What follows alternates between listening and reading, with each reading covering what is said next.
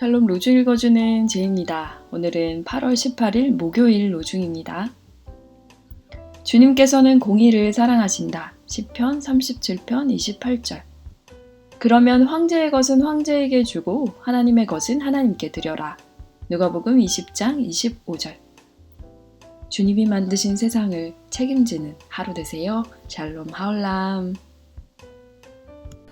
좋은 아침입니다. 어제 저녁에 한 30분 정도 산책을 했는데요. 완전 가을이 훅 들어온 것 같은 느낌입니다. 장마 지나고 무더위 지나고 나니 선선한 바람이 부는 것, 이게 자연의 순리인 것 같습니다.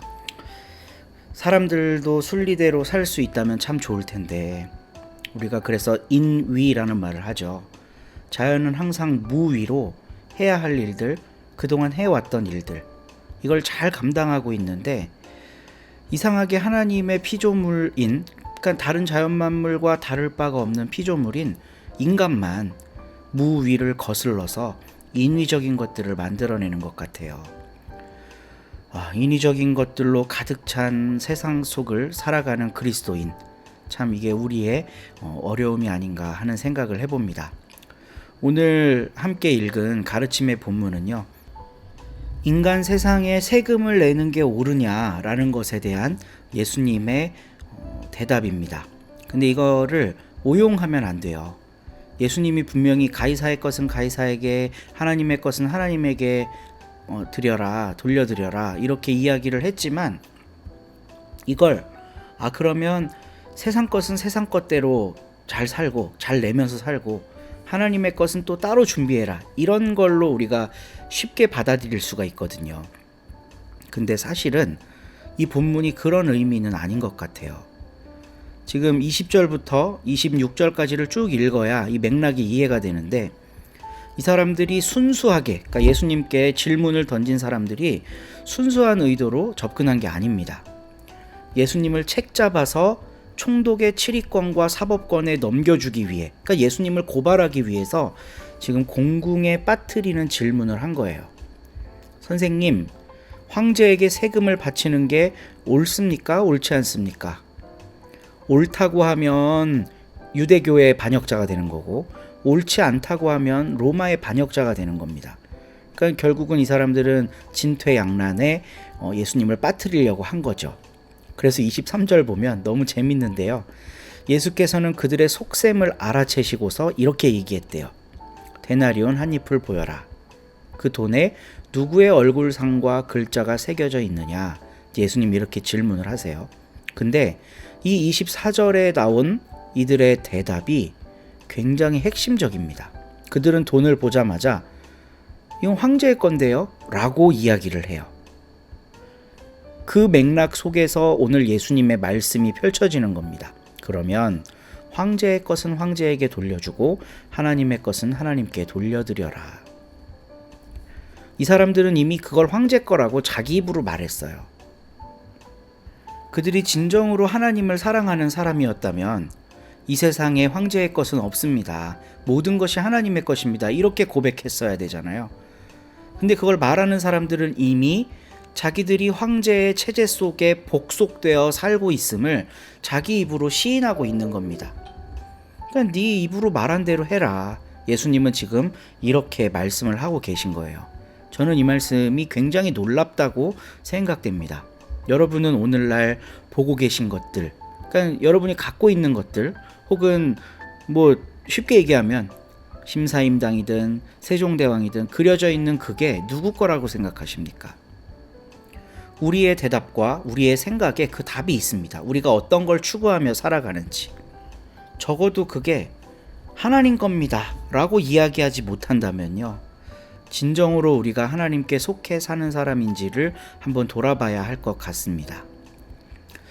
결국은 이건 세상은 세상대로 잘 돌아가게 놔두고 하나님의 법은 하나님의 법대로 순종하며 살아라, 이렇게 이중으로 나누어서 대안을 준 예수님의 말씀이 아니라, 너는 지금 뭘 추구하며 살아가고 있냐?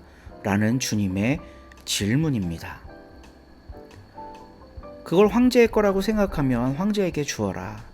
그리고 하나님의 거라고 생각하면 하나님께 드려라. 이게 예수님의 답이 아니셨을까 하는 생각을 해봐요.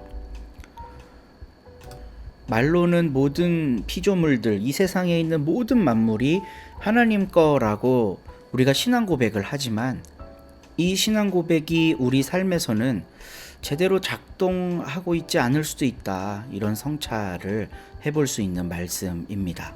오늘도 말씀 안에서 우리와 우리 사회 그리고 우리들의 교회를 돌아보고 하나님께 기도로 나아가는 우리 서로 공동체 되기를 소망합니다.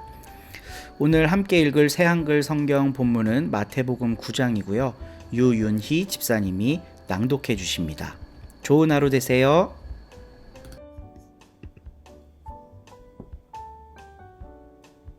(9장)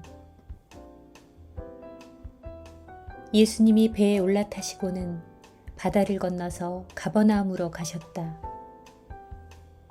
그때 보라, 사람들이 마비증에 시달리는 사람을 눕자리에 눕혀서 데려오고 있었다.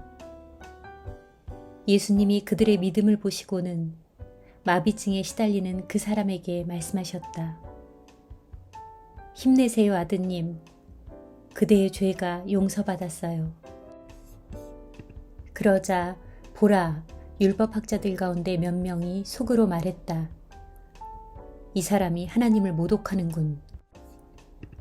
예수님이 그들의 속생각을 꿰뚫어 보시고는 말씀하셨다. 무슨 이유로 당신들은 마음속으로 악한 것들을 생각합니까?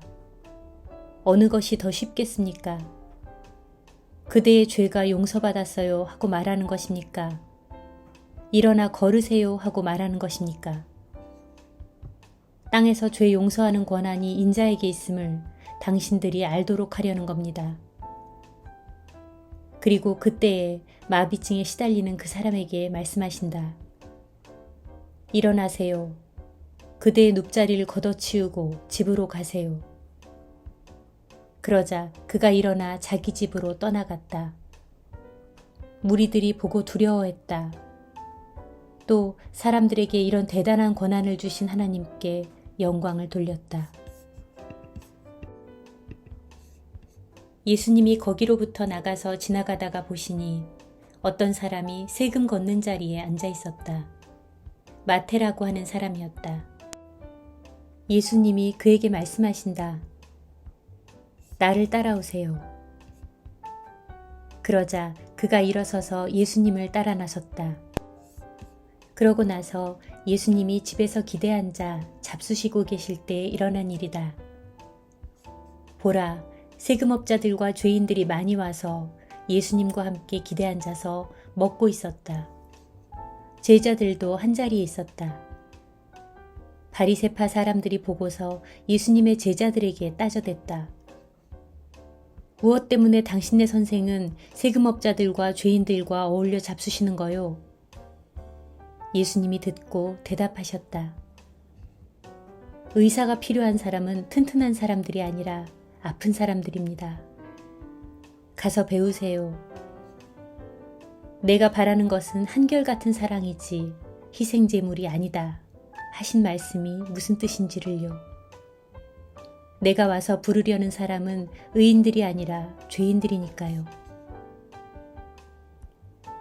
그때 요한의 제자들이 예수님께 다가와서 말씀드린다. 우리와 바리새파 사람들은 금식을 많이 하는데 무엇 때문에 선생님의 제자들은 금식하지 않습니까? 그들에게 예수님이 말씀하셨다. 신랑이 함께 있는 동안에는 결혼잔치의 손님들이 슬퍼할 수는 없지 않습니까? 그러나 신랑을 빼앗기는 때가 올 텐데 그러면 그때에 금식할 것입니다. 아무도 낡은 옷에 새 천조각을 덧대어 입지는 않아요. 덧댄 천조각이 낡은 옷을 잡아당겨 더 심하게 찢어지니까요. 사람들이 새 포도주를 낡은 가죽 부대에 담지도 않아요. 그렇게 하면 부대가 터져서 포도주가 쏟아지고 부대는 망가집니다. 오히려 새 포도주는 새 부대에 담습니다. 그래야 둘 다 탈이 없습니다. 예수님이 그들에게 이런 말씀을 하고 계실 때였다. 보라, 높은 관리한 사람이 와서 예수님께 엎드려 절하며 말씀드렸다. 제 딸이 방금 삶을 끝마쳤습니다. 그러나 오셔서 제 딸아이 위에 손을 얹어주세요. 그러면 그 아이가 살아날 것입니다. 그러자 예수님이 일어나 그를 따라가셨다. 제자들도 같이 갔다. 그런데 보라, 12년 동안 출혈병을 앓고 있는 여자가 뒤에서 다가와 예수님의 겉옷의 자락술을 건드렸다. 그는 저분의 겉옷을 건드리기만 해도 나을 텐데 하고 속으로 계속 말해왔던 것이다. 그러자 예수님이 돌아서서 그를 보시고는 말씀하셨다. 힘내세요, 따님. 그대의 믿음이 그대를 구원했어요. 그 여자가 바로 그 시각부터 나았다. 그러고는 예수님이 그 관리의 집으로 가셨다. 피리 부는 사람들과 또 무리가 어수선하게 떠드는 것을 보셨다. 예수님이 말씀하셨다. 여러분은 물러가세요. 이 아이는 죽은 것이 아니라 자고 있어요. 그러자 사람들은 예수님을 비웃었다. 무리를 내쫓으신 뒤에 예수님이 들어가 그 아이의 손을 붙잡으셨다. 그러자 그 아이가 일어났다. 이 소문이 그 온 땅으로 퍼져나갔다. 예수님이 거기로부터 나가서 지나가고 계실 때였다. 시각장애인 2명이 예수님을 따라가며 소리쳤다. 저희를 불쌍히 여겨주십시오, 다윗의 자손님. 예수님이 집에 들어가시자 시각장애인 2명이 예수님께 다가왔다. 그러자 예수님이 그들에게 말씀하신다. 내가 이 일을 할 수 있다고 믿으시나요? 그들이 대답한다. 그럼요, 주님. 그때 예수님이 그들의 눈을 어루만져 주시며 말씀하셨다. 그대들의 믿음대로 그대들에게 이루어지기 바랍니다. 그러자 그들의 눈이 열렸다. 예수님이 그들에게 단단히 주의를 주시며 말씀하셨다. 주의하세요. 누구도 알지 못하게 해야 합니다. 그러나 그들은 나가서 그 땅 전체에 예수님의 소문을 퍼뜨렸다. 그들이 나가자 보라, 사람들이 어떤 사람을 예수님 곁으로 데려왔다. 그는 언어 장애인이었고 귀신 들려 있었다. 그런데 귀신이 쫓겨나가자 언어 장애인이 말을 했다. 그러자 무리들이 놀라워하며 말했다. 일찍이 이런 일은 이스라엘에서 한 번도 본 적이 없어요. 그러나 바리새파 사람들은 말했다. 귀신들의 대장을 힘입어서 그가 귀신들을 쫓아내는 겁니다. 예수님은 모든 도시들과 여러 마을을 돌아다니셨다. 그러면서 그들의 여러 회당에서 가르치기도 하시고 그 나라 복음을 선포하기도 하셨다. 또 온갖 질병과 온갖 약한 것을 고쳐주기도 하셨다. 무리들을 보시자 예수님은 그들에 대해 가슴 아파하셨다. 그들이 지쳐있고 내팽개쳐져 있었기 때문이었다. 마치 목자 없는 양 같았다. 그때 예수님이 제자들에게 말씀하신다. 거두어 드릴 것이 많습니다. 그런데 일꾼은 몇 안 됩니다. 그러므로 거두어 드리는 주인에게 부탁해서 거두어 드리는 일을 할 일꾼들을 보내달라고 하세요.